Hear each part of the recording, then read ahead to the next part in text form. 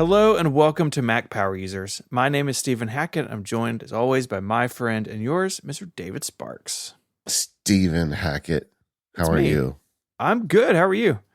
The show is therapeutic for me. And today in particular, because we're going to be talking about email and I have a journey to share. So yeah, it's good. It's good. I've been looking forward to this one. Yeah, this is one where you're like, oh, I got the outline. You know, sometimes we share them. Sometimes one or another of us really takes the lead. And this one's like, no, I've got it. So I opened it a few days ago and I was like, wow, this has been cathartic for If there's such a thing as a Notion outline that is red strings and pins, that's what this outline is. In fact, Stephen said, I tried to sort it out for you, but I couldn't. And I'm like, that's okay. It is beautiful anarchy. We're going to have a good time on this one. It's got to be something. Yeah. Oh, man. Today on More Power Users, which is the ad-free, longer version of the show that we do each and every week, we're going to talk about the new CarPlay. After it was announced, 400 years ago, it is shipped on new Aston Martins. 3 years ago. It feels like 400 years ago. Yeah. All right. And I have a question. Can I expense an Aston Martin? I don't know. Yes, you can. Oh, okay. Well, I said it's okay. Could you send me that in writing, please? When the gentleman from the IRS comes over to say Sparky said it's fine. Yeah. So we're going to talk about that for members. So members, stay tuned at the end of the show. Email. Okay, so the very first episode of the Mac Power Users was about email. And that was a long time ago. And guess what? Email is still a thing. It is. It has not gone away. You know, I was thinking about this. So many companies, including Slack, who my company, we pay for Slack, we're going to replace email. And you know what? Nothing has. Like, can we just be honest about that? Nothing has replaced email. Not completely, at least. Yeah, I feel like some of these technologies have become useful for special circumstances, but the idea of a digital mailbox is a good one, and it has survived the test of time. But the world has changed, and so email has to evolve, and that's what we're going to be talking about today. And one of the interesting things about the show is you and I are on opposite trajectories with email. And it vastly changes the way we think about it. Yeah. Yeah, it really does. I mean, my sort of topic one for me is my email use has actually been very stable and slowly decreasing over time. And so I thought I could start with my stability and then we can go into your chaos. How does that sound? Okay. Sounds good. Stephen Stability title. So my start with my email accounts, and then we'll talk about the software I use, and then kind of where I am with email, sort of philosophically and workload wise. I am all in on Gmail, and Gmail and its privacy, that's going to come up a lot, and people have strong feelings about it, which I totally understand. I would say for me, I'm okay with the trade-offs, and what I get for using Gmail is very valuable to me, including basically every email app supports Gmail, which we're going to talk about when we get to you. And their search is fantastic, and their server-side rules are also fantastic. And we've talked about mail rules a lot over the years, and Apple Mail into Mac hasn't built in. But to use them, I got to have Mac Mail running. And like, what happens if my Mac Mini goes to sleep or the power goes out and my email rules don't work? So having them server side is really good. Apple's iCloud server side email rules are really pretty simple. I think they get the job done for a lot of things, but Gmails are incredible. You can do so many things with server side rules. And so several years ago, I just was like, you know what? I'm using Google Workspace for work already at that point. I'm going to move to Gmail personally as well. So I have a personal Gmail account, which I got way back in the day when you had to have like a friend with an invite. Like, do you remember those days? You had to be invited to Gmail. So my Gmail account is very old. And then I have 3 Google Workspace accounts. So that's the branded Gmail. So I've got one for my relay email address, one that I have that's hackett.fm, which is just like 512 pixels and when I used to do freelance work. Like that's sort of like my other work bucket.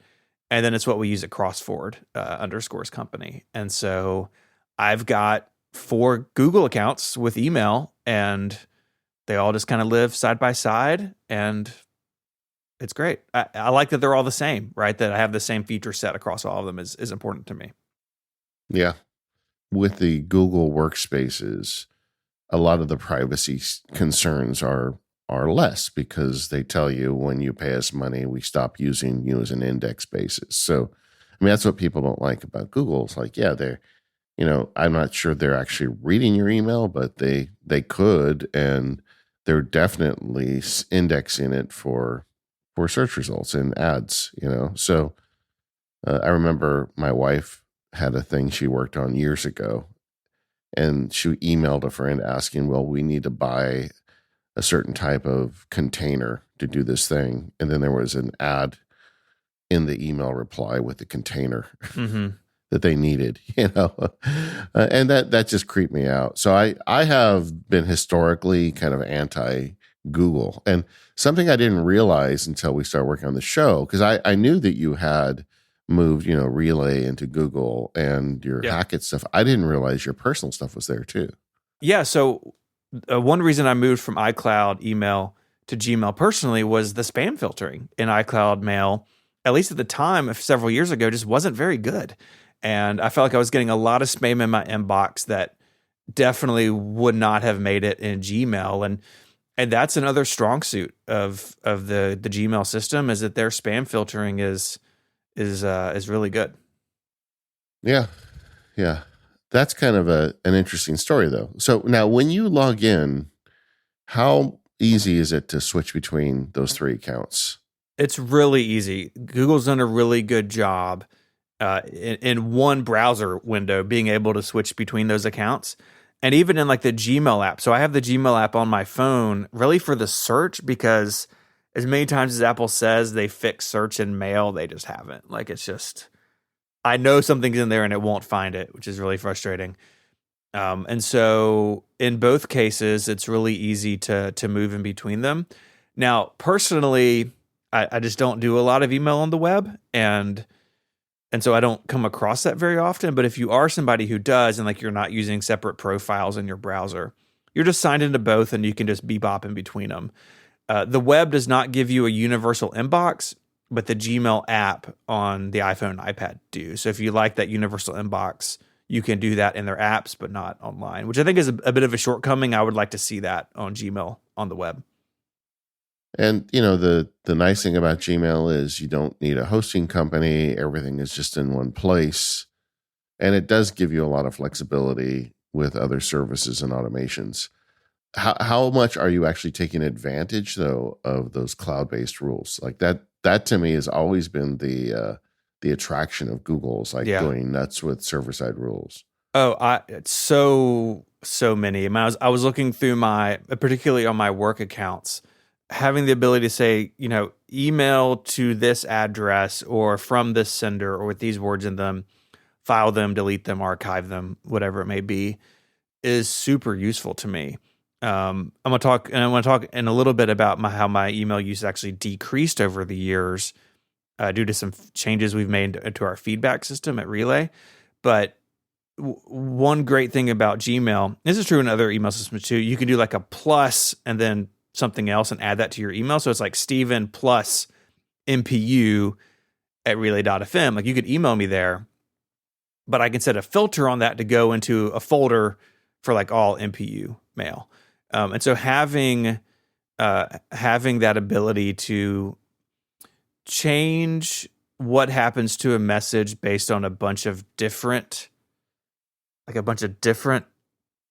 types of data associated with that email is just really, really great. I do the same thing personally. So like any parents out there will know, schools just send a lot of email, and I have it automatically set to like, because our 3 different kids are at 3 different schools. Do not emulate that. It's brutal. I can have those things automatically go into folders for each of the kids. And if I see I have an unread message in there, then I can just go check it out, and it's not in my inbox. So I'm using a lot of it. All right. So, like for instance, I use with Fastmail, which I have on the company accounts. They've got great server side rules. Like I can make a rule. One of my favorites is because I use Readwise Reader. When stuff comes in from like Substack or like long form stuff, newsletters that I subscribe to, I have a rule that forwards it to my Magic Readwise email, marks it as archived, marks it as read. So I actually never see it in an inbox, but Yeah. it just shows up in Readwise.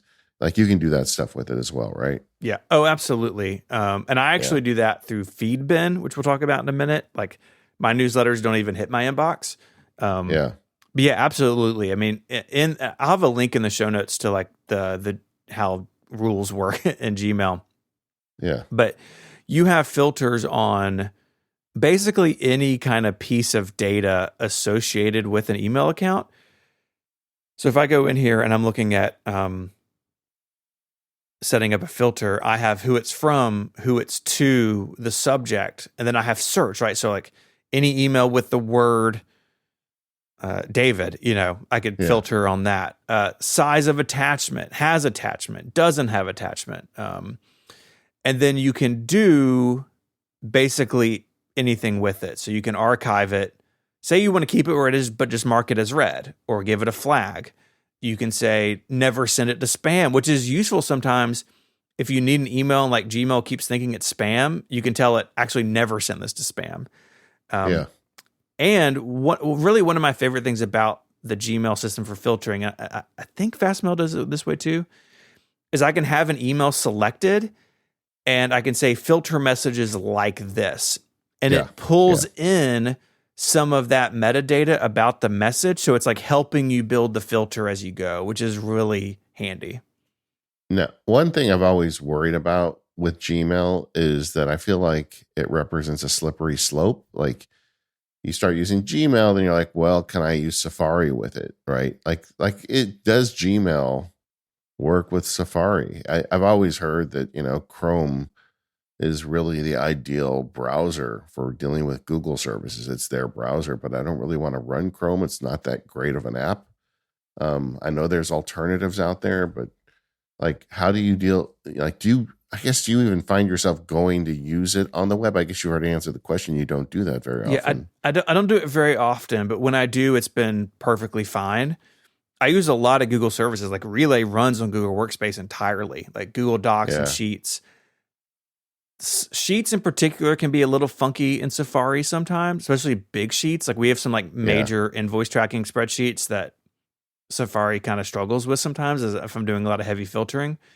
But at least in my use, Safari has been totally fine. Like in preparation for this, as I was spending more time with a Gmail on the web and Safari, I never ran into something that seemed to not work the way it was supposed to. So I think that is generally much better than it was. It may not be perfect. Like, people who are only using email on the web, maybe they would have a different take on that than I do. But for my, admittedly limited use, it's been totally fine.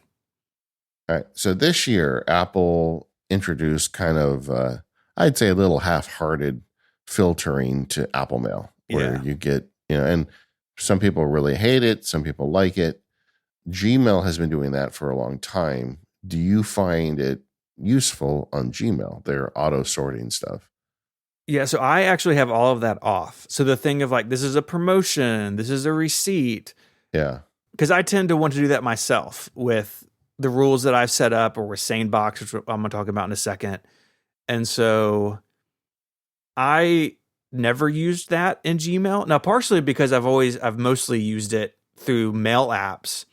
Like that wasn't really an option for me to use even if I'd wanted to. Yeah. And so I have them off in mail on my iPhone. Like I don't find the machine categorizing things for me to be a satisfying experience. Yeah. But you said SaneBox. So you're using that with Gmail. I am. This is a disclosure that SaneBox is a sponsor of the show. I pay for it. I pay for it on all my email accounts. And it is... SaneBox does a lot of things. I basically use it for two things. I use it for the Sane black hole. So I get, as I'm sure you do, David, a lot of pitches. Like my email is on every PR list ever made. And I can drag those to spam, but then sometimes they come back, or like it's just easier for the same black hole as a guarantee I'm never going to hear from that person again. So I use the same black hole all the time. The other thing I use a lot in SaneBox is Sane Next Week. And so SaneBox has a lot of like, remind me of this in 2 days or 3 days. You can set custom ones. Next Week is the one that clicks for me of like, hey, this is something I'm just going to deal with, not right now. And so, for instance, the other day I got an email about something I need to do with insurance, and it's not due until like 3 weeks out. And so it's just in Sane Next Week. And so next week it'll pop back in my inbox and I can deal with it then. Like the end of this week has been very busy. I'm not going to get to it, but I don't want it in my inbox over the weekend. So those are really the two that I use. Yeah, and I want to step up a minute and defend email deferment, which is what you're talking about. Yes. I made fun of it on the show when it first started showing up in places. I'm like, that's stupid. In fact, I think Google's the first company I saw do something like this, but it's like, so you're not going to deal with your stuff. You're just going to put it in the future, and then you're going to have to read it again. But now having used it for several years, that stuff is actually really useful. And because there's so much overhead to managing existing emails where a deferment takes a moment, and often you can defer an email just reading the header, not even opening it and knowing what you need to do with it. And I'm with you. I think anybody who hasn't really tried that, some sort of email deferment, who struggles with email, you should definitely look at that tool because it can make a big difference. And SaneBox does it that way. They have like predefined ones with your account. And, I think the defaults are 1 day, 1 month, 1 week, but you can, depending on how much you pay them, you can, get really advanced with it. Yeah. And I've got SaneBox set up on my wife Mary's Gmail account. Yeah. And for her, the biggest uses are the Sane News. I think that's probably the biggest one because she's like, I love my wife more than anyone in the world. But her email hygiene is unbelievably bad. And she signs up for lots of things. And like, I want to know if there's a sale at the store that I like. It's like, okay, like you and I cannot be more different in this area. I know, Steven. Same thing. Yeah. Same thing. And I got her SaneBox account for her iCloud account. And it's I look at her Sane News and there's a part of me that like dies inside. I just see the unread count there. It's like, what is this? Anyway, sorry. No, we're in the same boat, brother. And so I've set it for her, and the Sane News thing is what's best for her. It's like, hey, if you get it on a mailing list you want to keep, drag it over here, and they'll be there when you want them, and it stays out of your inbox, which is like a whole nother situation in her life. So SaneBox lets you kind of pick and choose the features that you want, and it can be really useful to manage things when things are stressful. All right. One of my favorite things about Gmail, one of the things that really tempts me about Gmail is the existence of MimeStream. Yes. We had Neil on the show back 742, not that long ago, about a year ago, I guess. Mm-hmm. And I kept bugging him about getting fastmail support. Still not there. But I'm just saying that. I don't mean anything by it. I know that their iOS app is in private test flight, and I think Fastmail is probably next, if I had to guess. But we've talked about it before, but explain why MimeStream is so good. It's for now a Gmail only application on the Mac that takes advantage of a lot of the things that Gmail offers, but also is just a really good mail application. Really fast, really lean, very customizable. So you can say, hey, I want to use the shortcuts from Apple Mail, or I want to use the shortcuts from Gmail because they're different sets of shortcuts.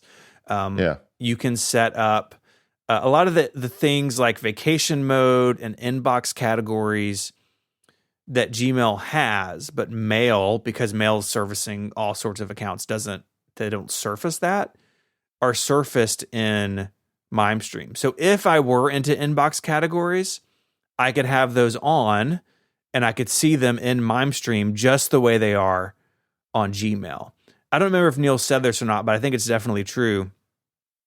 It seems like one of the things they really care about is offering as much of like the Gmail experience as they can, but on the desktop.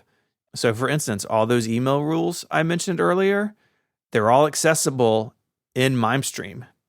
And Can you so create them in MimeStream as well? you can create them and you can edit your existing ones. It's really, really nice.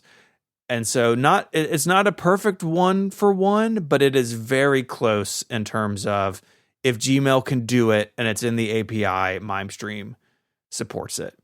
And it's just a really nice, really fast app that doesn't seem to suffer from some of the issues that Apple's Mail app has over time with various compatibility issues with Gmail, or all of a sudden it just refuses to send email until you restart it. Like some of the weirdness you see in Mail. Yeah. MimeStream is just very solid. And it's a subscription. My first receipt number for that was in the low double digits. Like I was very early to pay for MimeStream, and I cannot wait. Neil, if you're listening, put me on the iOS test flight. I'm a really good beta tester. That's not actually true, but I would love to see it. So hook me up. Yeah. I can't wait. There you go. Can't wait. Yeah, it's $50 a year to subscribe to it. Yeah. Yep. $50 a year to get out of the Gmail interface to me is probably a valuable proposition because I when we get to my segment, I'm in a period of transition here and I am looking at Gmail, and like whenever I look at the Gmail interface, Stephen, I hate it. I just look at it and it's just like, I don't know what it is, but it just does not look like a place I want to do email. So I think I would have to have something like MimeStream if I were to do that transition. Now, does Apple Mail serve any role for you at this point? It has one job for me. So when we pay people at Relay, the receipts come to me, but Kathy Campbell is the one who does all that part of the bookkeeping, and we share an inbox for that sort of thing. And so I need to move those receipts to that inbox. And MimeStream, despite my asking for years, does not let you copy messages in between accounts. It is, if you go to their roadmap on their website, I think it's still there. But so I have those two accounts set up in Apple Mail, and I, a few times a month go in there and move a bunch of email from my inbox into the receipts inbox. Like, because I know like SaneBox has a thing where you can automatically download attachments to like Dropbox or something. Have you looked into automating it like that way, or? Well, they're not even always attachments. Like sometimes, like if we do like ACH, like wire payments, gotcha. It's just in the email. So I've looked at a bunch of different ways to do it. I was like, well, I could do mail rules and forward them over there, but then we make PDFs of them, like some of the forwarding. It's just there wasn't a great way to do it. And so I'm still using Mail for that. So it's open a few times a month. And like the second MimeStream offers that, which I hope they do, I would retire Mail from it's one job for me. Although I do know people who use Mail as a way to back up their Gmail or their other email, because Mail.app by default downloads everything in your account. And MimeStream does not. Like MimeStream is like using the API and the emails on the web. I don't really care about having a local backup of my email. Like I feel like Gmail's pretty safe place for my mail to be. Plus I run Google Takeout like twice a year. Their service where you can just get a zip of everything in your Gmail account. And so I don't worry about using Mail as like a backup tool. I think it used to be a bigger deal like in the pop Mail days, but with IMAP and like good syncing, I just don't really worry about it. But I know people who run Mail just for that sort of backup functionality, if you will. Yeah, having made now something like 800 episodes of Mac Power Users, I will say, not ever being a Gmail user, I can tell you with authority not to use Apple Mail with Gmail. Yeah. and every time I say that, I get emails from people that say, Sparky, I've been using Gmail with Mail forever. It's no problem. But I also get like email from people saying, oh, you're so right. Apple Mail completely crunched me one day because I feel like Apple and Google just don't feel like sharing a bat phone about Gmail and Apple Mail compatibility. And sometimes things just don't work. And if you've had a good experience, good on you. glad for it. But Yeah. I can tell you, I got the receipts here. A lot of our listeners have just had a lot of problems, and for the longest time I told people, if you're going to use Gmail, just use the web. That's the native experience. But MimeStream kind of changes that, right? It does. And even over the years, Gmail has worked better or worse with Apple Mail, depending on what's happened. So it's not surprising. Yeah, I'm not saying it doesn't work, but I'm saying sometimes it doesn't work. Anyway, yeah, there's that. Yeah. So, Stephen, you and email, how are you guys getting along? I mean, guys friends? We are. So over the years, there have been several things that have lessened my email load. A big one more recently is that, again, Kathy Campbell has taken over at least the first line of membership support at Relay. And so that email address, membership@relay.fm, is a group in our Google Workspace account. And that group forwarded just to me. And then I could deal with them, archive them, whatever. Yeah. But this actually started on my sabbatical last fall. I was like, Kathy, very capable of doing this, has the bandwidth. And so I adjusted the group in Google Workspace to forward to her and to me. And now I have a Gmail rule just to archive those into, or tag those into a folder and mark them as read. So I don't ever see them, but they're there if I need them. And so that's been great. And if she needs to escalate something to me, then we talk in Slack and, I'll go dig up the email and deal with it. And so that has lowered the volume of email quite a bit.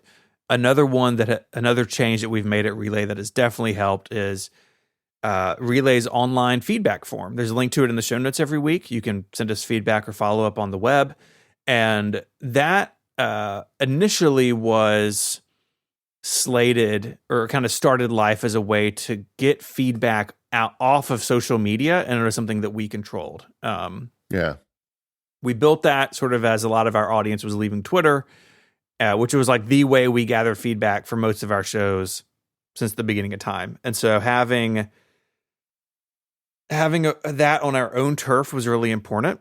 And the side benefit of that, which I didn't really understand at the time, but I've come to appreciate, is that it also greatly decreased the amount of feedback email I got. There's still people who email us, and that's great. Like, that's how you want to get in touch, please, by all means. I don't mind. But the online feedback form also adopted a lot of that traffic too. And so that also greatly reduced the amount of email that I get on a weekly basis.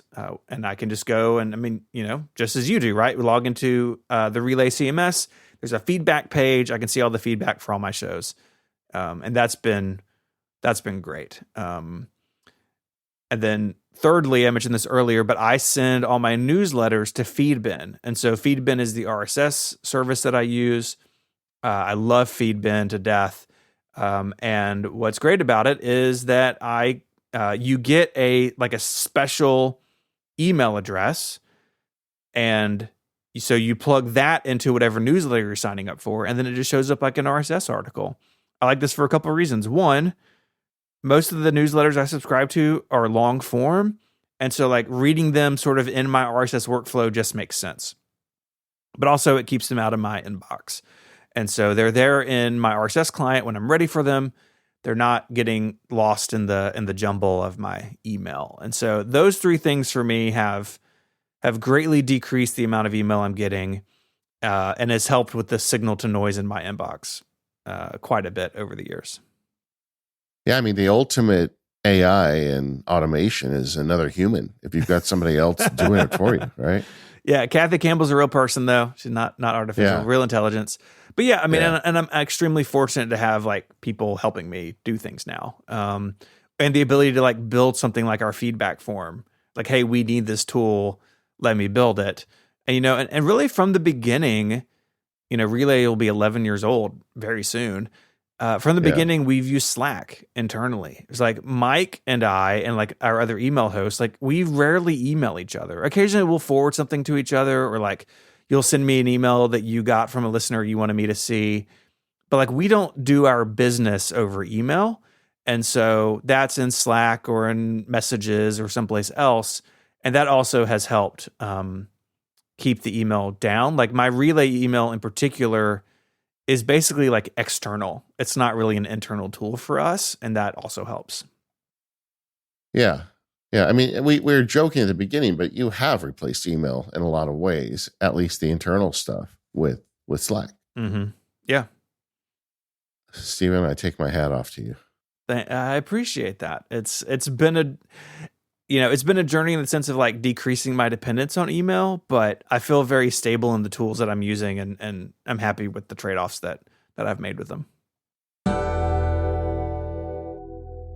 This episode of Mac Power Users is brought to you by 1Password. Go to 1password.com/MPU and you'll get 20% off, and you can check out a free 30-day trial. I use 1Password both at home and at work. With 1Password for families, my wife and I can share login information, things like our bank account and utility company, but we also have our own private vaults within the family account. So I can have login to all my weird personal nerdy stuff, and she just doesn't have to see it.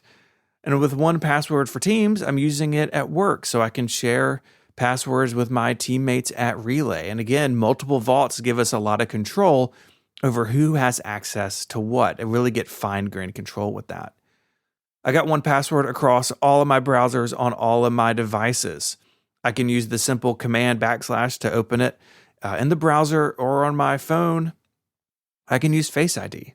I can use Touch ID on the Mac because 1Password is always on top of the newest features across the Apple ecosystem. And of course, they've got great support for things like autofill passwords so you can log in with the iOS keyboard, and growing support for passkeys, which is really cool. But it's more than just passwords. You can also save and information like bank accounts or passports with secure notes. I can have stuff about family members that I want safe and secure. And of course, it syncs with 1Password, so I have access to it quickly and safely. So head on over to 1password.com/MPU to learn more and sign up for a free 30-day trial. And when you do, you'll get 20% off. That's 1password.com/MPU. So I've had a season of stability. You have had a season of a chaos. You've been on a journey. You've been wandering in the email desert again. Well, what's going on, buddy? Email's harder for me right now than it's ever been in some ways. I made a big change in my life a few years ago, got out of the legal racket, and in a lot of ways, my software stack got easier because of that. In fact, right now I'm going through kind of an overall audit of my tools and just looking at everything anew. But I think probably the biggest exception in terms of more complexity is email. And I started, working on the outline. It's like, well, what kind of email do I get? Because I get a lot of it. And, email is a weird technology in that it's self-replicative, I guess you'd say. You send an email to someone and then they write you back. So the more email you do, the more email you get. It's right? So true. It's so true. So the better you get at it, the worse it gets. And so that's a thing. But I remember some days I'll I'm behind an email and I'll just stay up for 2 or 3 hours and send 100 emails. And guess what? I've got in my inbox the next morning, 100 emails, so, but just in terms of email load, the first is just interactions with what I'll call consumers of MacSparky content, podcast listeners, blog readers, newsletter readers. But also, I sell field guides and I have labs members, and people in those buckets often have something to share with me, something they saw that's cool, a question, whatever it is. And email is the primary means of communication to me for that kind of information. And those types of emails are not they're not often quick emails. Like it's somebody that's got some good idea for a future show or something. I need to act on them, read them, process them. Mm-hmm. And then I've got a different category of related email, which I'll call customer support, because in addition to giving you, dear listener, this free podcast, I also sell things, and so people subscribe to the labs, people buy field guides, and, it's commerce. There's sometimes problems. The account email didn't work, or the they can't log in, or there's some like issue like that. And that happens, often enough. Now, I am a small business. I am not by any stretch of the imagination a big business. And it's not like I'm getting hundreds of those customer support emails a day, but I get some every day. And, if somebody's giving you money and they can't access the thing they bought, that's a pretty important email. You need to answer it and get it sorted out pretty quick. And then I have another bucket of email I get, which is I'll just call planning and admin. I've got various things to keep all the wheels turning on the various, systems I have, everything from just paying for the host to, just all sorts of things. And then you mentioned earlier cold pitches. This is like the bane of anybody who has any degree of success in this stuff. It's just everybody writes you. They've got the product that they made. They've got they represent somebody who's just going to be the best guest ever on your show. And, it really is tough because I don't even find saying black holes enough because they're very tricky. They'll use tricky. Different emails, and they, and they write subject lines that sound like, it's something that you may actually have to read, and you open it and like, oh, you got me. And so so you've got a constant stream of that coming in. And then I also have email that I think of as like new idea sources. Like I subscribe to interesting people that write long form newsletters that I like to read. And often that will lead me to ask them to be a guest on a show or, something. So I've got a lot of email coming in, and by its nature, the more I respond to it, the more it comes back. Now, I don't hate getting emails from listeners. I feel like, we are a bit of a family here on the Mac Power Users. Yeah. And the people that are listening to this show often are smarter than me and have great ideas. So the message I'm saying here is I don't want people to stop writing me, but it is, it's hard to keep up with it all. And the thing you realize is if I became a great email correspondent, we would never publish another episode. It would be a full-time job. I mean, very easily. Yeah. And that's a thing, right? That you have to be careful with. So I'm generally in a state of email overwhelm. I get too much of it, a lot of questions, a lot of support, a lot of admin. And I, that can lead to problems. Like I want, especially the people who are a lab subscriber or buying a field guide, I want to make sure they get what they need as soon as possible, But there's also a lot of good ideas in my inbox, and I want to engage with those because that helps me make better stuff for people that are listening to the show. And all that being said, I'm constantly, falling behind. And because I've given up the law practice and I've gone even harder at MacSparky, I mean, I'm putting out 100 videos a year in the labs. I mean, that's just tutorials, not including the meetups and stuff. I'm putting out field guides. I'm putting out more stuff, which leads to more emails, And so this has been a bigger problem for me since giving up law than I expected. So how am I dealing with it? The first episode was on email. I talked about ways of coping with too much email. I know all the tricks. I've read all the books, no notifications. I time box email responses. I've done a bunch of stuff, automation. I've got an automation coming out the gills. My current email system is my personal email is on iCloud. I've been, okay. It's a .Mac account. It goes back forever, it's been that way forever. And generally, it's fine. Like the amount of personal email I get, I manage it in Apple Mail with a .Mac account. It's not overwhelming. Yesterday I got the bill for the garbage man. That's a normal person email load on my personal account. Yeah. Not a problem. I can use pretty much any tool for that. And I have never really thought about changing it because it's not a problem, and I think that's the whole thing with email. Like if you use the default setup and you're not feeling overwhelmed or pushed by it, then you don't need to change anything. I have SaneBox attached to it because I bought the bigger SaneBox account and I have it. I don't really need it because I'm, unlike my wife, I am stingy about my email address and I don't give it out to every person I buy something from and everything. So it's a very moderate load. And even in Apple Mail, they've got the unsubscribe button there now. I hit that thing. If it shows up, the question in my mind is not should I press it, is why should I not press it? So I unsubscribe aggressively, and my personal mail is just really not a problem. But the MacSparky stuff is a problem, and so I do not run that through iCloud. My server is Fastmail. I had used a couple different ones over the years, but I've been extremely happy with Fastmail. It is fast. Their server-side rules are Google Caliber. Their spam filtering is Google Calendar. And they're way more privacy-focused than Google. I mean, you pay them money.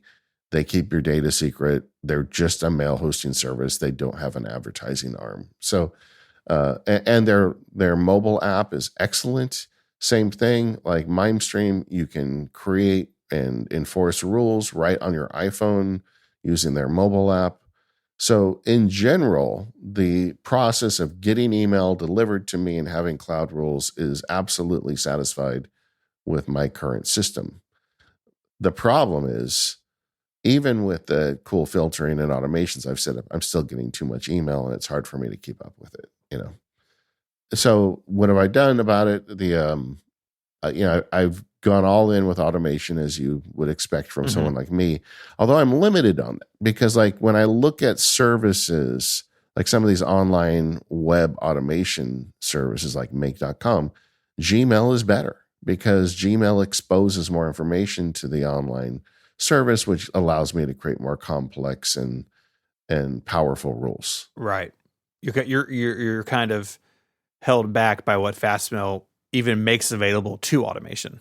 Yes, exactly. And I can also make, we poo-pooed Apple's mail rules because you got to have a running Mac, but I have a Mac Studio that's running 24/7. So I've got the full, power of the built-in native Apple Mac rules available to me.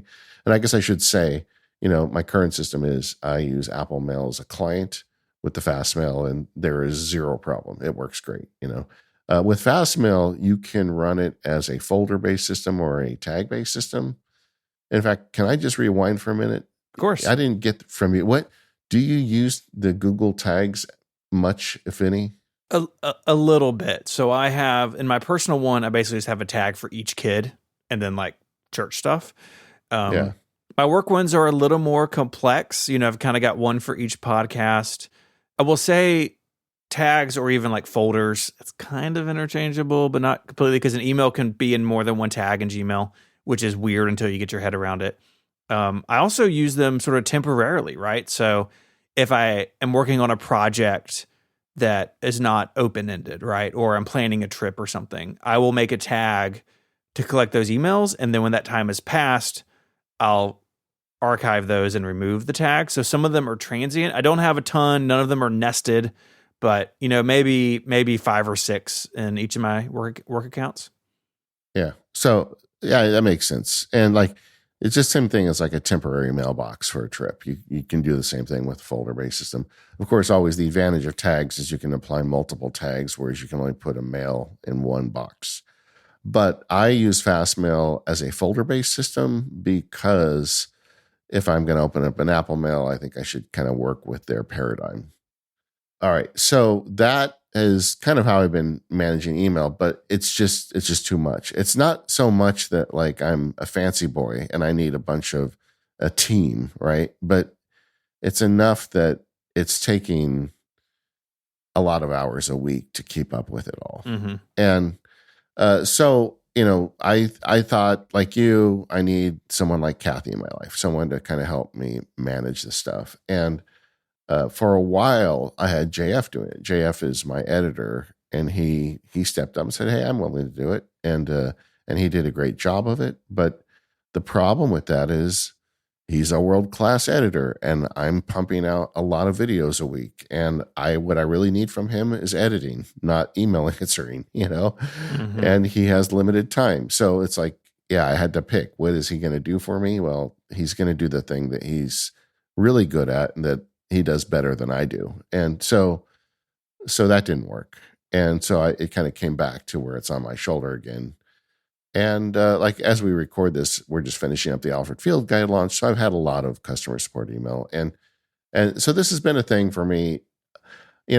I complain about it, but there's a lot of good with me processing email. I get a lot of good ideas. I get to get an idea of what people are thinking who are listening to the show and buying my stuff, because I want to obviously make things that they're interested in.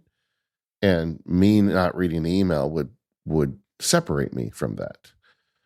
It also allows me to discover where the problems are. Like, there were some issues with Teachable, my platform for releasing this, that I was able to, because I do the email, I was able to work with Teachable, get some things fixed where the customer support email hasn't been as extensive with the Alfred release, because things that were historically problems I was able to fix on the back end or address directly. So there's a lot of good reasons for me to do it. It's not a complete waste of time for me to do it, I guess is what I'm saying. But but I'm also feeling like it's taking too much of my time. So I went on a journey. This episode of the Mac Power Users is brought to you by Ecamm. Go to ecamm.com/MPU for a powerful live streaming platform for the Mac and get 1 month for free. Ecamm is the leading video production and live streaming studio built for the Mac, but it doesn't stop there, because Ecamm is great at simplifying your workflows too. Get started quickly and have everything on hand to create whatever you need with video. I think what I appreciate most about Ecamm is the way they're so much ahead of the curve. Streaming and video production is no longer something that just television studios do. Whether you're making the evening news or just selling real estate, people expect you to have professional looking video these days. And if you're sitting behind a Mac, Ecamm gives you the entire suite to pull that off. It's great for streaming, recording, podcasting, and presenting. If you want to stand out in front of a crowd, you need high quality video. And with Ecamm, you can screen share, use multiple cameras, and even direct the show in real time with their live camera switcher. Plus, you can add logos, titles, lower thirds, and graphics, and all the professional looking stuff that you would expect. And you can drop in video clips, bring on interview guests, and use a green screen. There's so much more. Ecamm Live truly does it all. Ecamm's members are entrepreneurs, marketing professionals, podcasters, educators, musicians, church leaders, bloggers, and content creators of all kinds. If you're on the pro level plan, you can enjoy Ecamm for Zoom. And that brings it to a whole new level, because then you can automatically send Ecamm Live's audio and video output into a Zoom meeting, Zoom webinar, or Zoom event, and add up to 8 Zoom participants as camera sources in your broadcast or recording. Plus, you can automatically create individual participant audio and video recordings and add Zoom chat messages to your broadcast or recording as text overlays. When I said Ecamm does it all, I wasn't kidding. To get 1 month free today, just go to ecamm.com/MPU and use the offer code MPU. That's a whole month for free of Ecamm Live at ecamm.com/MPU with the code MPU. Go there now and check it out. And our thanks to Ecamm for their support of the Mac Power Users and all of Relay. You have this growing need of email. You've got a set amount of time. You're trying to box it into a set amount of time. So where has your journey taken you? I guess you're looking at different tools to help manage this. I cannot tell you where I am today, because I got to get you there. You won't understand where I am today, Grasshopper, unless you come with me on the journey. Okay. All right. The first thing I did was I doubled down on SaneBox. I increased my subscription to SaneBox to get like kind of the unlimited, I think they call it dinner or something. and thought, well, I'm going to use SaneBox. I'm not going to change anything but that, And so I've got a bunch of SaneBox filtering going on, like all of the bells and whistles going on with them. And it's nice, but I feel like SaneBox to me is best at the medium tier. Like when you start adding the extra stuff, I just didn't find that it was really solving a problem for me. It was just creating a lot of folders. And then I was getting to the point like, well, where is the thing that I need? And so it didn't feel to me like, I could solve the problem by upping the SaneBox. The parts that I like about SaneBox, I'm getting at the medium tier. And I'm also aware that there is this kind of growing movement out there from people who are making apps now that are trying to take a fresh approach at email. And I've been watching those from the periphery, and I decided I want to go and explore those and see maybe there's a new way to look at email that I'm not using that could make this easier for me. And honestly, I think the word is more fun, right? Like if I dread it every time I go into it, that just makes it harder. And all of the sandpaper friction stuff of Apple Mail does kind of cause me some grief. So I looked at several different platforms. The first one that I did, and this one was quite a lift, was I moved everything over to Hey. Okay. If you go to hey.com. Hey. Yeah. Hey. Hey. These are the guys that make Basecamp. They announced it with much fanfare that they're taking a fresh approach to email. That was very attractive to me, the idea of getting something that can look at email in a different way. They have this ridiculous name, the Inbox, with an M, not an N. Yeah. And because it's important, not just anything. But the point they're making is a valuable one. I mean, as it is, anybody can put something in your inbox anywhere in the world, and that's what gets overwhelming. I was already getting around that to a certain degree with SaneBox, but SaneBox is not going to work with Hey. But I thought, look, I'm going to try their system. And I was in it for about 3 or 4 months. And there's a lot of stuff to like about it. Like they have a thing called the screener. And what that means is if you get an email from someone you've never got an email before, you decide at that moment. Like they're like, hey, you got an email from Steven. You've never heard from this guy before. Is he important? Is he not important? Is he junk? And you get to say right at that moment, oh, this guy's important. Always put him in the inbox. Or this is a cold pitch from somebody I've never heard of before. I don't ever want to see anything from this person again. And so you have like an intentionality at the beginning with new correspondence. And I think that was really great. They also kind of rethought, like, what do you really need out of an email application?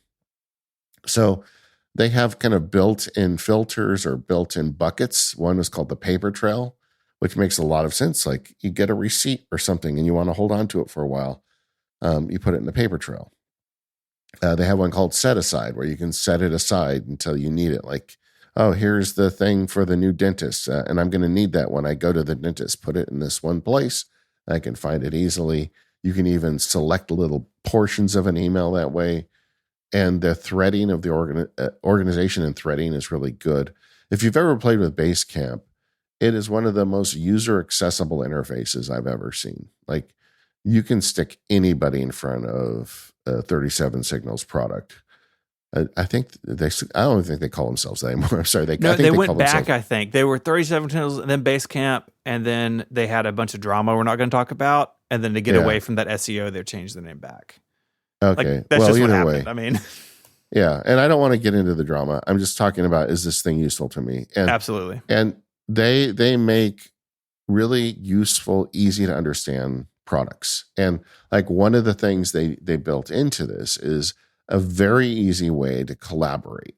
Like, so you could get an account for yourself and get an account for your assistant, and you can trade emails between each other. When those customer support requests come in, you can hand it off to them. You can write a private note to the customer support person, and they can read your notes, and then they can go deal with the customer.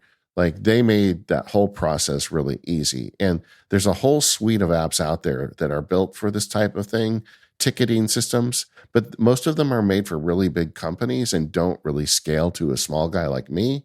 Whereas Basecamp made something that absolutely works, and I liked it. But after 3 months, I still had that sandpaper feeling of this thing. Because they make it so user friendly, it's not fast. It's just not fast. You can't like fly through it. Like with Apple Mail and a series of Apple scripts I've cobbled together over the years, I fly through it, or I move fast through it. Let's just say.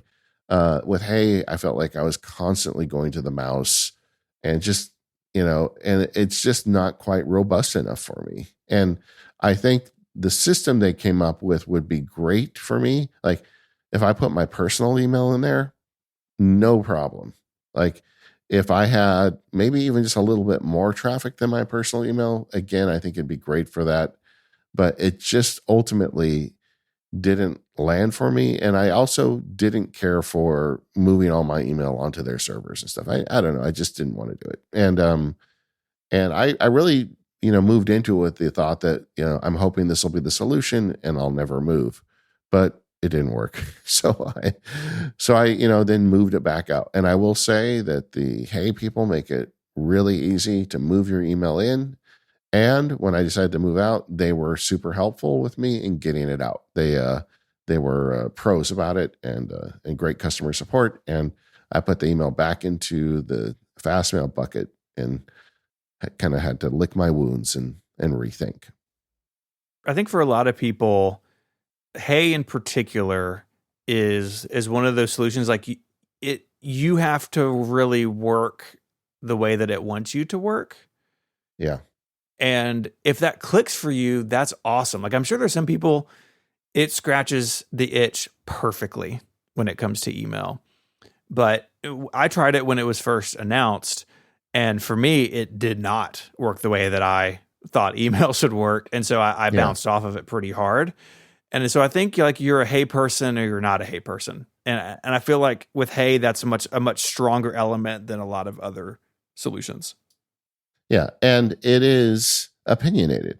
And that's honestly exactly what I was looking for, because I've been doing email the traditional way for a very long time, and I'm not in a good relationship with email. So I need to find something else. Now, once I got everything kind of back and the dust settled, I still found myself facing the same problems. I was talking to Mike Hurley at the point because Mike was a big fan of this mail, Spark. And, I like the name, it's a pretty good name. And but it was also had that ability to collaborate easily. Cause I've always in the back of my head thought, like at some point I'm going to get to a place and the right person is going to come into my life and I'm going to have help on this. I feel like that is going to happen at some point, but it just hasn't really happened yet, So I like the idea that Spark has that collaborative back end. And then I started playing with Spark and I realized that Spark is very similar to Hey. Now, I don't know which one came first, but there's a lot of similar paradigms in it, and Spark has a lot of the same ideas. They have like, I forget what they call it, but they've got the thing where you sort when somebody comes in, you can like count them out or you can let them in. And they've got, but it's using a native app and it works with Fastmail. So you don't have to like move into their server. It's a more flexible way, frankly, to kind of play with that type of system. And I used it for a while and I don't really have much bad to say about it. I think it's good, except it still wasn't like solving the email problem for me. It just wasn't making things faster. It still left me kind of feeling a bit of email overwhelm. And, at this point, I'm kind of thinking in the back of my head, Stephen, that I just have too much email. It's like the thing with tasks when people write me and say, I have 10,000 tasks in OmniFocus and I hate the app because it doesn't work. I'm like, no, you hate the app because you put 10,000 tasks in it. And that's, you've got to be filtering. And maybe my problem is I've got to like just take a new approach to email or just become a guy who doesn't answer email or, I know people like that. Like I have friends that are in this racket who get big enough or they just don't answer email anymore. Mm-hmm. You know, but I just can't see myself doing that because, I mean, I get so much good information from the email. I like our listeners. A lot of them over the years have become friends that started out with just a simple email. It's like, so yeah, I just don't, I'm in a weird spot. Yeah, it's important to you, even though there's a lot of it. Yeah. So I felt like Spark was fine, but it wasn't really scratching the itch for me. And then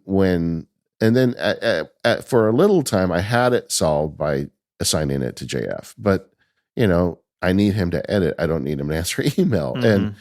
And I felt bad, and I took it back from him, you know, in the recent history. And then I'm facing this problem again. And, you know, so I'm ready to like go nuclear. And I knew this show was on the outline list and it was coming up.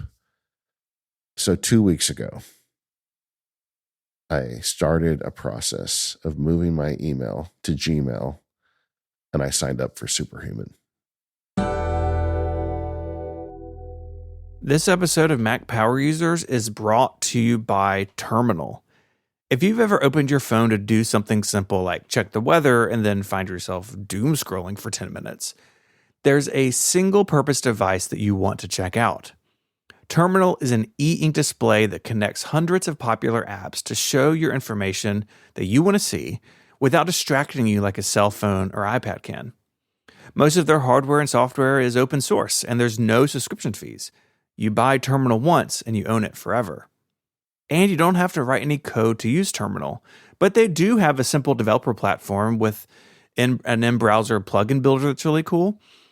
Over 3,000 developers have already built, get this, 6,139 custom plugins. I've got a Terminal here at my studio, and it is so cool. E-ink is perfect for this. It looks really great. I have it up on a shelf near my desk, and the plugin system is really easy. You find what you want to use, but you can customize it as well.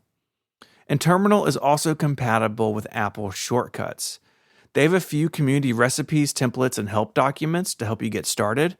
But basically, you can build a plugin by setting up a shortcut to ping their webhook endpoint, and that will generate screens that show up on your Terminal device. There's no requirement to host anything yourself. Terminal turns your Apple product into your own personal server. Earlier this year, Terminal was given a shout out by our friend Quinn Nelson over on Snazzy Labs, and they've been sold out until this week. So if you want help staying focused without cutting yourself off from the world, check out Terminal. Head to useterminal.com. That's USETRMNL. useterminal.com/go/MPU and use the code MPU for $15 off your order. Good for 1 week only. That link is in the show notes, but it's useterminal, USETRMNL. useterminal.com/go/MPU. With Terminal, you own it forever. No subscriptions.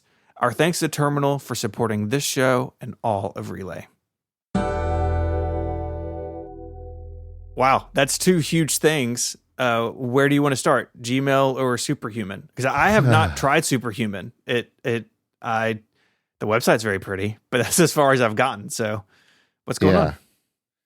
Well, so Superhuman, I've heard from a lot of friends in our racket who are successfully using Superhuman. And when I talk to them about it, they're like, Dave, you got to just use Superhuman. That's, multiple people have told me, just use Superhuman. That's the one you want, but it has a huge lift involved because I've never been a Gmail guy and it only works with Gmail. Well, actually It also works with Microsoft Exchange, but I'm not going to go there. So agreed. So am I going to do it? And I just decided heck with it. What I'm currently doing is not working. There were so many friends that strongly endorsed it that I thought, okay, well, I'll take a risk. I moved email servers to Hey and back, and the world didn't end. I'm sure there were a couple emails I wrote during that Hey experimentation that I probably can't find now, but who cares, And so it's really not that big of a deal. I thought I'll just set up a Google Workspaces account. they've got a migration tool. I'll pull my Fastmail archive into Gmail, hook it up to Superhuman, and then, I'll know pretty quickly if it's for me or not. So that started like 2 weeks ago. A couple things. First, Google Workspace does not make it particularly easy to get things set up. Yeah. I had done like an experiment years ago where I made a MacSparky domain in Google Workspace for like a week, and it didn't take for me, and I canceled it. But for some reason that was in the system, so they wouldn't let me set it up again. And there's no human to talk to anywhere. And, Google doesn't even really make it easy to get to a bot to get answers. And so I went through a process, but eventually I got a MacSparky Google Workspace set up. And then I looked at the Gmail interface and I almost bounced off. I'm like, this is so ugly. Do I really want to do this? And JF, my editor, says, Dave, you're not going to use the Gmail. You're talking about something else. So just, finish the experiment. So I did. And I loaded up the migration tool. They have a migration tool in Gmail that you point at your existing server and it magically pulls all your email in. But the problem is when I run it, it would make the connection, upload like 300 emails, and then say, job complete. I'm pretty sure I have more than 300 meals. Yeah. And I tried multiple times. And again, I tried to get assistance from Google with no avail. I asked ChatGPT. I did Google searches. And I mean, this went on for like 3 days of me trying to get the migration tool to work. You have to create a CSV file for the transition. I kept rewriting the CSV file, thinking, well, maybe there's something about it. And it's just very finicky. I'm obviously not a pro at Google Workspaces. Maybe there's somebody I could have hired to do this for me that would have known exactly what the problem was, but I'd had enough. So I connected my Google Workspace email to Apple Mail. I went to archive on Apple Mail on the MacSparky Fastmail account, Command A to select all, and I drug it into the Gmail account. I did not move it. I copied it. I have moved email that way in the past, like helping people do things. Yeah. And you get rate limited sometimes on either end with the IMAP copy. You're also just at the whim of like Apple Mail to do it. And that can be a rough process. How did that go? Did your computer explode? It did not explode, but the That's process was miserable. I figured I had about 150,000 emails or so, been doing MacSparky since 2007. I mean, I have a lot of email, but I don't have tons, I delete mail. I don't like keep everything. And when I first kicked it off, it said, oh, great. You're moving message, 500 of 50,000. I'm like, well, that sounds about right. Maybe it's more, but sometimes it takes a while to figure it out. Went to bed. I woke up the next day. It said, you have moved message 20,000 of 140,000. I'm like, oh, that makes sense. I figured it would kind of take a while to figure it out. But then from there, it was all downhill every time I checked it. So I had it on a window just running separately on my Mac Studio 24/7. And occasionally it would hit some sort of error and I'd click an OK box and it would just jump it and continue. But the numbers got so ridiculous. It's done now, but I'll tell you, the last screenshot I got before it finished, I was sending them to you, but it was like, you have uploaded a message 4,600,000 of 5 million. There is no way I have 5 million emails. It's just, I don't know what Apple Mail was thinking, but something had gone horribly wrong with this process. And I just let it keep running. Now, if I go into Gmail and say, how many emails of all mail, it says there's 100,000. Mm-hmm. I'm like, that sounds about right. But something went terrible in Apple Mail. And I did do it as a copy because I felt like if this experiment fails, I'll just kind of revert to whatever that database is then and just call it a day and lose anything I write during the interim. But it got uploaded enough that I was able to set up a Superhuman account. You set it up. So the the real short story on Superhuman, it's made by a guy who had written some really powerful plugins for Gmail that got sold and were doing real well. And same thing, an email zealot like me, he wants to make email better, and he wants to like take a new approach to it. So we've seen this before, but Superhuman is $30 a month. And it's like, that is crazy, right? Yeah, it's a lot of money. Like the license for MimeStream is $50 a year. Superhuman is $30 a month. Like most people hear that and they're like, done. I don't want Superhuman. I mean, why would you pay $30 a month for email? Well, if email is a constant strain for you, like it's been for me, and I have paid humans to deal with it, $30 a month is a deal if it works. And I'm saying right up front, this is not for most people listening to this show, right? But if you've got an email overwhelm problem, it might work for you. And so that's why I went into with an experimentation.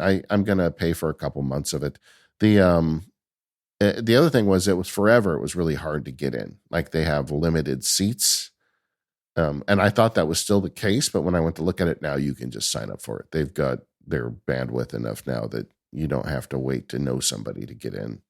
Because it's doing the thing Spark is doing, where it's like interacting with your email on the server side, or do they have a server like in between you and Gmail? No, it is. It's going to Gmail and it's pulling off Gmail. Like for instance, your email signature, they don't have an interface to make a new email signature. You just, whatever email signature you set in Gmail gets applied. Okay. So this is a layer on top of Gmail. It's not replacing Gmail. Okay. So it's using Gmail as an underlying technology. In fact, I would say that might be a con. I think maybe it would be better if they had, if it was like, hey, where they took control of the whole widget, then you kind of get the privacy stuff out of there, and you just say, okay, I'm paying you $30 a month. You host my email, and you do all the cool stuff. But it is on top of Gmail. So that's kind of weird. And that's why I had to go to Gmail, so I could run this Superhuman experiment. As we record, I am a week and a half in. Are you happy with the progress so far? I am interested. It's not, as you would say, an immediate bounce off. I have, to give kind of big picture, it feels to me so ridiculous to pay $30 a month. And actually, if I sign up for it for a year, it's $33 a month, because now they have like a second tier with some AI tools that I would want. So I would be paying basically the value of an entry-level iPad every year to have this email. Mm-hmm. So when I'm away from my computer, I'm like, this is stupid.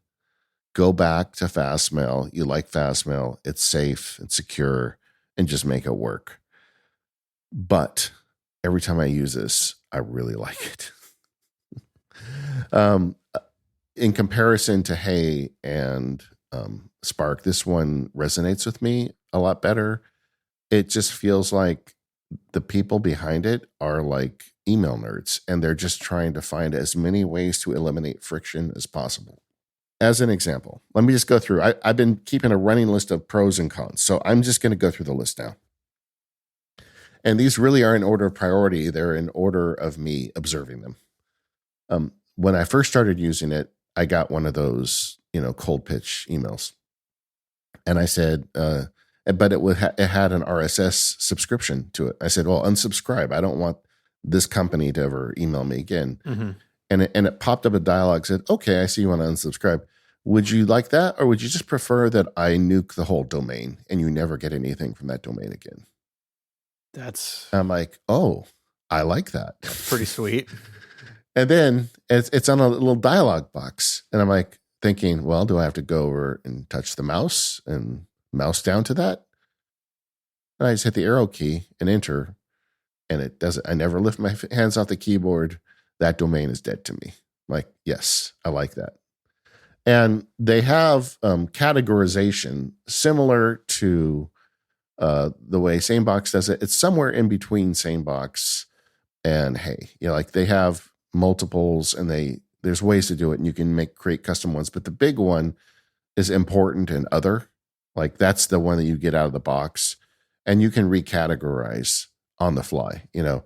And again, it's all keyboard driven. This app is so fast because I think they must have somewhere written, we will never release a feature that requires you to touch a mouse. And so Command K opens up like the universal controller. So if I'm in an email that's in my other box, but it's actually important, I hit Command K and I type IM, and it says, oh, important. So you want me to move this to important? Yes. Okay. Do you want just this one to be important, or everything from this person to be important, or everything from this domain to be important? Like it knows exactly the 3 levels of this, right? And so you can recategorize at the domain level on the fly with a keyboard. Can you see why I'm liking this? You know? Yeah. I mean, the not only the speed just to like knock through things, because with a lot of email apps, there's a lot of like clicking and dragging, and that slows you down. But those tools also make it easier to manage things kind of on a broader level. And Superhuman, although it has a lot of AI built into it, it is very much human. Like they have a helpline where a human writes you back immediately. So the next thing I did with it is I wanted to save an email for later, you know, like when you attach it to OmniFocus or reminders or whatever, right? I wanted a link to the email. I got far enough to realize if you Command S, you can save a link or share it. Okay. But there was a box there. And then like, this is the first time I'm like, well, and I couldn't hit the box. There's no way to hit the box. So I emailed them. I'm like, hey, I don't want to lift my hands off the keyboard. They're like, okay, so hit Command S to get to the save/share, and then hit Command S again, and it saves it to your clipboard. So they thought that through. You just hit Command S twice, you got it in your clipboard. Like, yes. So this is exactly the kind of nerd stuff that I love. Another thing I love to do is I like to do inline replies. Like when I get an email from a person, I'm going to reply to it. You know, if they say, you know, hey, can I borrow $1,000? And, you know, are you free to go to the movies? And you write back and you say yes. What does that mean, right? Yeah. Thanks for the money. Thanks yeah, exactly. So with this one, and Apple Mail's great at that. You highlight something and you hit Command R, and then it just puts that piece up and you can reply to it. But that's it. Once you've done that, you're in the reply. And this one, you go to the message, you highlight the section you want to reply to. You say, can I borrow $1,000? So you highlight it and you just hit the R key. A lot of the key strokes here, it's like Gmail. Everything's just like one stroke. There's no modifier keys. Yeah. So you hit R key.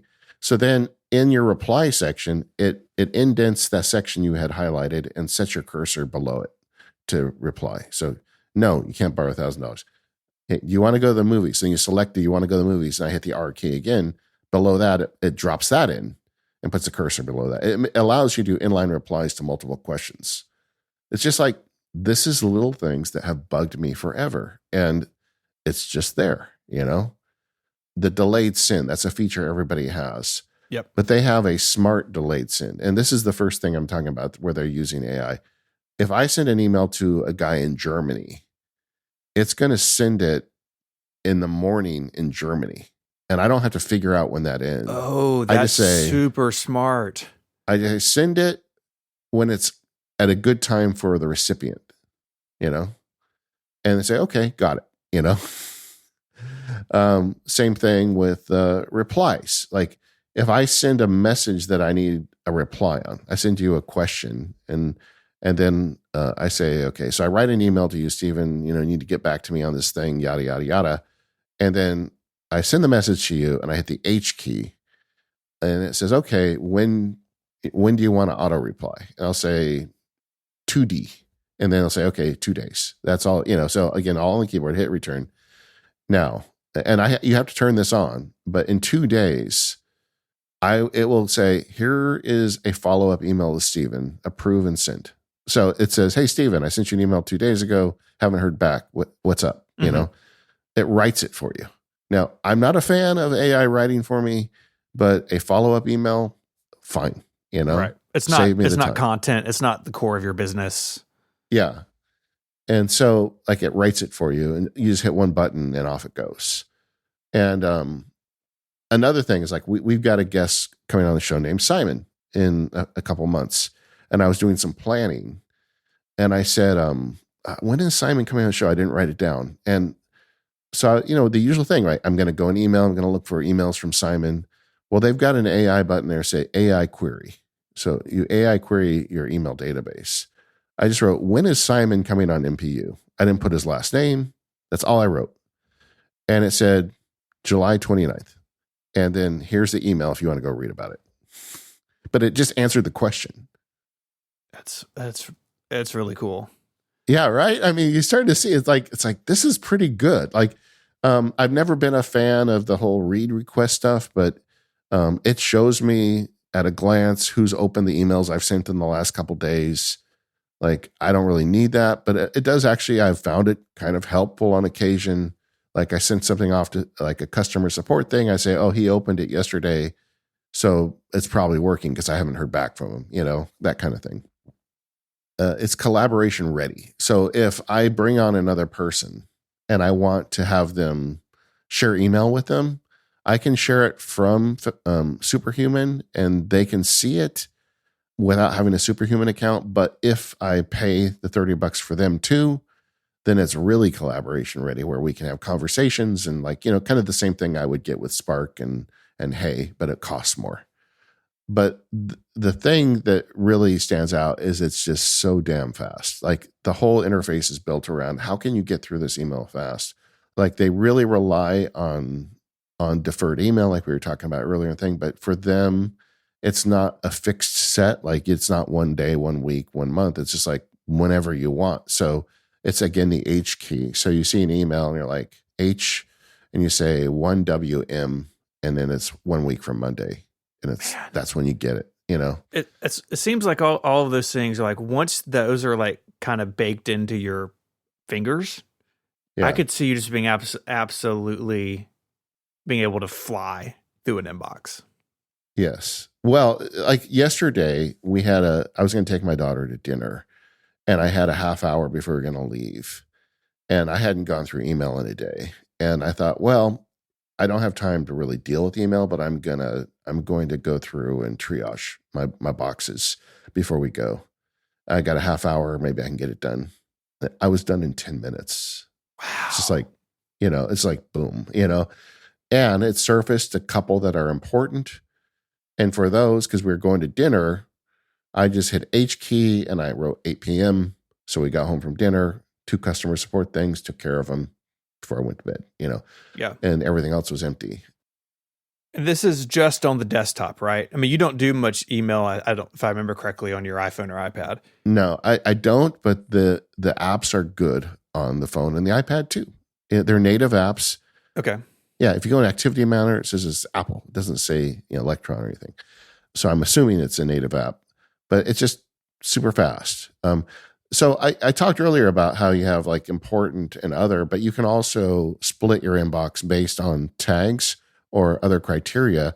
One of them is you can create an AI agent to sort the email on, search criteria. So I made one called cold pitch, and I wrote out a description. Actually, I had ChatGPT help me write it of what an email that would look like. That's a cold pitch. Mm-hmm. And so I wrote that. I said, anything that comes in like that, label it cold pitch and send it to, and don't show it to me. And so it does that now. And I don't see cold pitches anymore. I just don't see them because it identifies them when it comes in, it labels it, but it does have a box I can go check in and read through them on occasion to see if I missed something, And like it's got kind of breaks in there, like if it's someone you've ever corresponded with before. There's like certain things that it won't do this, but by and large, the cold pitch problem is solved now. Clean minimalist interface. The whole thing is about speed and efficiency, human support. And like one of the things it does is got a separate filter. They call it split inbox. They're like for anything with a calendar request in it. So you just hit that tab, you go through all the meeting requests, you approve or disapprove of them, especially if you're using Google Calendar, you can do it all right in there and just keep going. Yeah, I am kind of impressed. I also built an AI robot that searches out customer support emails. Okay. And it's not perfected yet, but it's getting pretty good to the point now I can just go to that split inbox and just see the customer support emails I need to make sure I take care of. Were those not coming to like a separate email address? There's kind of in with everything else, or how is that on the back end? The problem is my MacSparky account has been on the internet since 2007, and most people just write that one. You can find it easy enough, right? So I do have like forums and support, and I like if you look at the official channels, it tells you to go to this email. A lot of people don't, So, but this thing just searches across the board, finds them, and collects them for me. And I thought about splitting it up between labs and field guides, but it seems because the volume is low enough that just having one, I'm trying to keep it simple, but it's like a command line for email, and it really is quite powerful. It does offer to write email for you if you want, and Spark did this as well, where you can just write a couple sentences and it'll expand it into an email using AI. I don't do that. I just can't go that step. Also, the dictation tools are so good that I can just hit a button and talk and draft an email faster than probably the AI can write it. So it doesn't really make sense for me, but if that's a thing for you, that's available as well. Man, I did not expect my day to start today thinking over this episode that I would get pitched on Superhuman in a way that I am extremely curious about it now. All right. Let me tell you the bad stuff. Okay. Yeah, please, before I hit a button I don't want to hit. $30 a month. That's for email, right? Yeah. In isolation, it's like, $30 a month, but do that times 12 and then think about it. It's a lot of money. So you're using the starter or business? Business. Okay. Yeah. And if I subscribe, for me, it's $33 a month. If I go for a year, I haven't got to that point yet. Another con for me is Gmail under the hood, but that's not a con for you. Another con for me is they really love the term inbox zero. I mean, it's like poor Merlin. Yes, right. I think about Merlin because he came up with that, and everybody uses it. And like, hey, inbox zero, here's a pretty picture, and I kind of get where they're going, and they like celebrate it. They're like, hey, you've had 2 straight weeks of inbox zero, and it's like, yeah, that's not the thing. I that just kind of on a philosophical level, I don't like that, but whatever. I think it really helps a lot of people, but boy, poor Merlin. The limited platform availability, like you've got to be using Gmail or Exchange.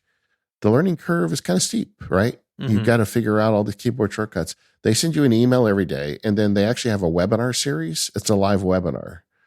And I went to the first one. It was an hour long. They walked me through a bunch of the features. They have a second one I can go through if I want.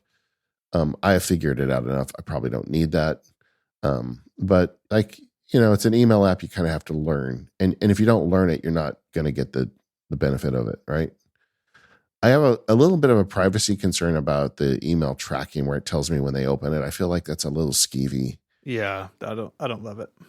And it just does it. Maybe there's a way to turn it off, but at the same time, I found it handy. Like I said, I had a customer dealing with a thorny problem. I sent him a solution, and then he didn't write back. But I saw he opened the email like 10 minutes after I sent him the solution. I'm thinking, okay, he got it figured out. I don't need to worry about that guy, And I think the biggest con is this is massive overkill if you don't need it. Like for my personal account, that would be crazy, you know? But if you're feeling overwhelmed by email, I think like people in sales, people who have to deal with the heavy load, this is a good solution. And the other thing, and I'm still in a honeymoon period. It's fun. It's kind of fun to go through it. They make a game out of it. And it's like, how fast can I go through this and find the wheat from the chaff? How, how good can I get at like sending stuff off? Like I was doing a thing where like Friday afternoon for me is kind of the planning kind of admin time of the week. And I started sending emails I type FRI 1600, and I did that on a couple emails. And now every time I go to forward an email or to defer it, that's like the first option. and it shows up on the phone too. So it's talking across the board. It's like attached to the account. This is resonating with me when I'm using it. When I'm away from it, I still feel like I'm being too fancy, but I think this is probably going to work. And that comes with a real expense, because if I do get to a point where I bring somebody in, it's not going to cost me $30 a month. It costs me $60 a month, because I'm going to have to get that person on it too. It's a lot of money, but, this is the first time in a long time I felt like email is not, a weight around my neck. And in a way, like, I want to highlight something you said. Like, for personal use, probably doesn't make sense, at least at the level our personal emails are at. But this is how you interface with your customers, right? And listeners and readers. And as a part of your business and as like a business expense on, Aston Martin with new CarPlay aside, like, it's not a crazy amount of money. Like, I've been looking at help desk systems for Underscore. What we're using isn't really working for us, and their prices are getting ready to go through the roof. And so I've been looking at like ticketing systems, and you could set that up for your support, right? They're all more expensive than this, and not as good. Yeah. I looked at one for my team, and it was going to be like $600 a year for something that couldn't hold a candle to this, and it's really good. And honestly, if you hire somebody, $30 is chicken scratch compared to what it costs to bring a person in. So, I am really into it at this point. I'm only 2 weeks into it, so please put an asterisk next to that. I have a history of getting excited about a solution and then falling off the wagon. But I did not feel this way after 2 weeks about Hey and Spark and all the other things I've tried. Interesting. So if you want to try, I think I can get an affiliate link where you guys can give me some free months if you decide to do it. So let me see. I don't know. I mean, selfishly, but I don't even know if I can. If there's a link in the notes, please use that. But I think this is really gonna probably work for me. And as painful as it was moving over to Gmail, there's like, I do have a background process in my brain that's like, you put everything in Gmail, but I don't see it because I'm just in here all the time. I'm in Superhuman. So that's my journey. I think I found my email solution. I can't wait to hear more about it as you get settled in. It's already on my mental list for the feedback episode in June. It's like, how's it going? Yeah. But no, it's great. I'm excited for you. Like the way it nuked my pitch emails and found customer support just with an AI prompt.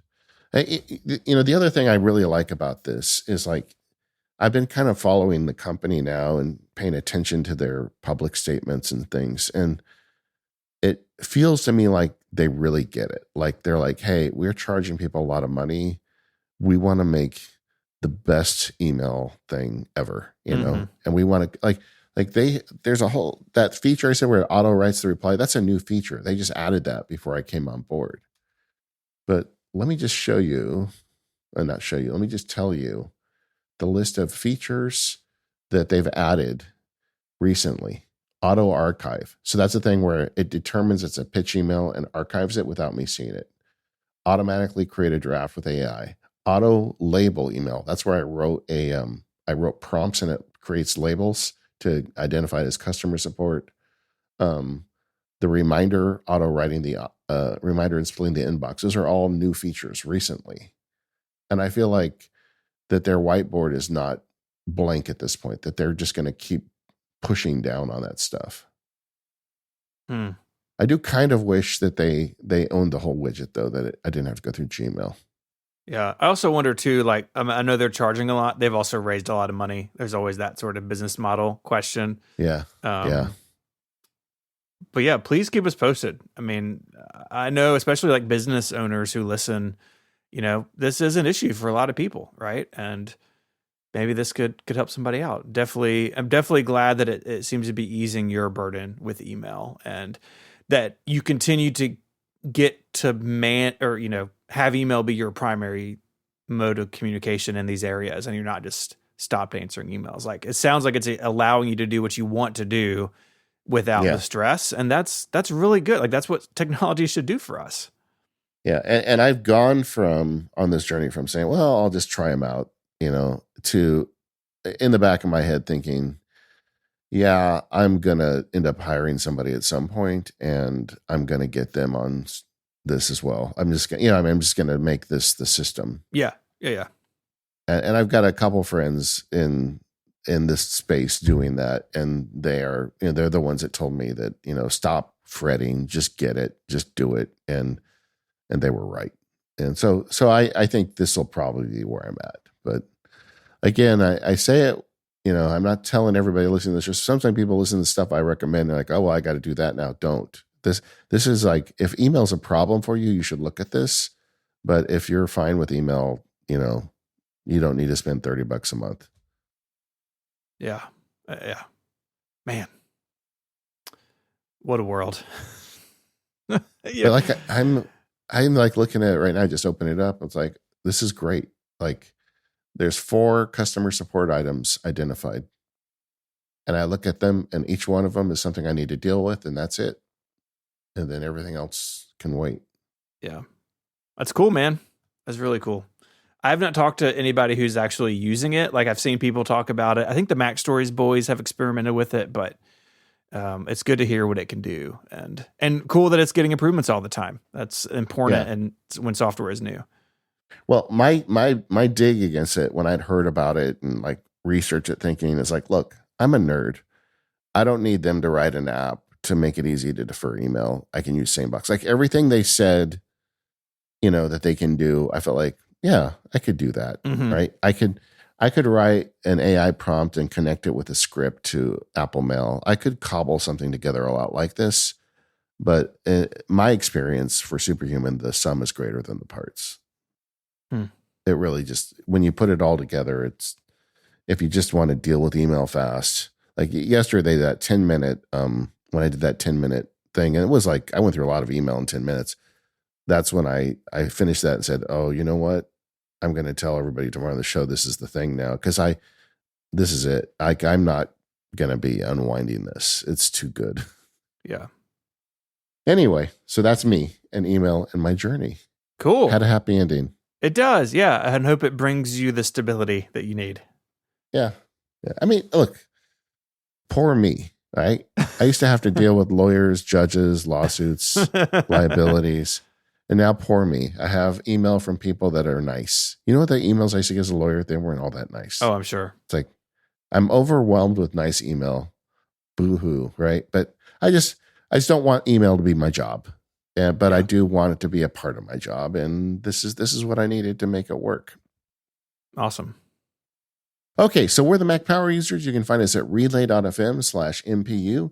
Go there for feedback and membership. Membership? What's he talking about? Well, if you sign up for more power users, you get the ad-free extended version of the show. Today, Steve and I are going to be talking about CarPlay.